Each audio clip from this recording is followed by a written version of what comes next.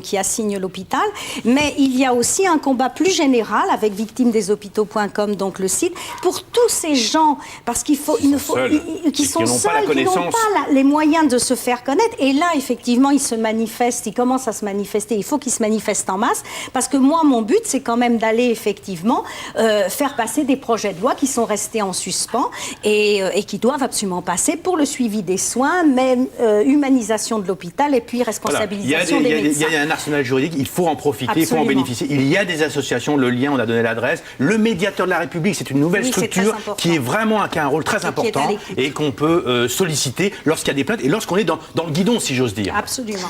Alors, Homicide, cet ouvrage bouleversant, même l'hôpital peut tuer, aux éditions Alphée. Et puis Violaine Vandeyac, j'imagine que vous continuez vos recherches, que c'est un moyen pour vous de faire en sorte que la vie continue malgré tout. Vous avez publié Le Trésor de la Reine Cobra aux éditions Labyrinthe. Vous allez repartir et vous reviendrez nous voir peut-être pour nous parler de vos fouilles, de l'Égypte et de vos recherches. On vous souhaite bon courage, Violaine, et merci d'avoir accepté de témoigner sur ce sujet malheureusement extrêmement concernant. Donc ce qu'on peut vous conseiller peut-être si vous êtes dans ce type de situation, c'est que réagissez avant qu'il ne soit trop tard. Absolument. Vous avez été peut-être trop fatiguée, trop prise dans le... Ah, sur le coup, on est très fatigué et on est anéanti, bien évidemment. Mais après, bon, il faut réagir. Et là, moi, le combat que je mène, de toute façon, je ne le lâcherai pas, c'est certain. Très bien. Merci beaucoup. On va parler maintenant un petit peu de culture avec Anne-Marie Revol, qui est allée dans la bibliothèque de Claude Chavrol. Et puis, avec notre professeur préféré, Jean-Joseph Julot, nous allons réviser quelques règles d'écriture concernant quelque et quoique. Oui, à condition qu'il n'y ait pas de couac. Nous étudierons donc quoique. Et là, il y en a eu un gros couac. Oui, un gros couac, effectivement, oui. Pour cette rubrique concernant la langue française et que j'ai modestement intitulée Française, français, nous allons revoir le quelque, parce que le quelque est vraiment en danger.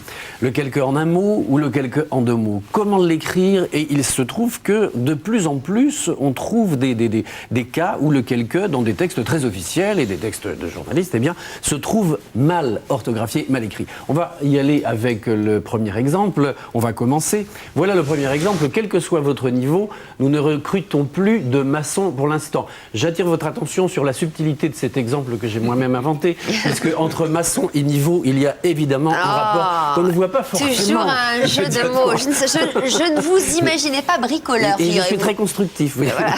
Voilà. Alors, qu'est-ce que... Alors, en deux mots. Oui. En deux mots ou en un mot? En deux mots. En deux mots. Ouais, quel que soit. Bien sûr. Demandez à Violaine, elle a écrit combien d'ouvrages, Violaine? Ne serait-ce que sur la grammaire, j'ai écrit 72 en tout. Voilà. Donc voilà, vous allez avoir des problèmes, mon cher Jean-Joseph, aujourd'hui. Oui, je pensais que quelqu'un aurait pu jouer le rôle de... Mais enfin, il s'agit de que votre niveau soit n'importe lequel, finalement. Et de toute façon, lorsque quelque est suivi de soit, ou de puisse être, ou de fût, pour un subjonctif imparfait, ou de fût, eh bien, il s'écrit en deux mots. Il suffit de l'accorder avec le sujet de soi, c'est-à-dire ici, niveau. Alors maintenant, deuxième exemple. On va avoir quelque chose qui va nécessiter l'accord, justement. Voici, nous ne mettons pas en doute votre compétence, quelle qu'elle soit, niveau performance, quelle qu'elle puisse être. Alors, comment allez-vous écrire tout cela? Alors, deuxième, quelle qu'elle soit. En deux mots.